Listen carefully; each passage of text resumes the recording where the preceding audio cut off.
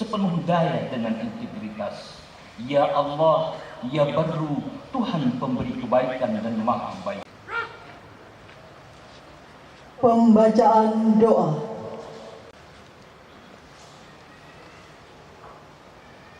Marilah kita berdoa. Ya Ahad, Tuhan yang maha tunggal, hanya kepadamu kami pasrah dan berdoa.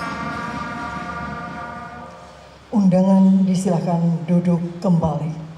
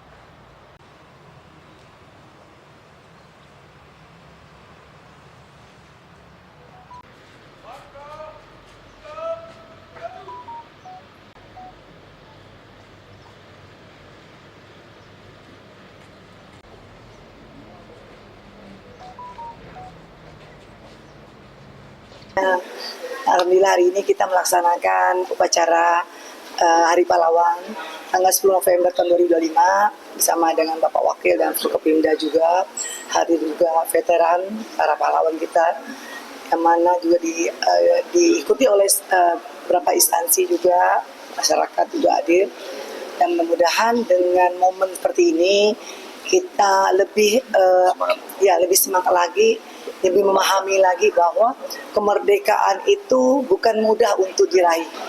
Maka itu dengan momen seperti inilah kita harus meresapi bagaimana dengan tumpah darah, air mata yang penuh dengan perjuangan, kecucuran, dengan bambu runcing ya Pak ya.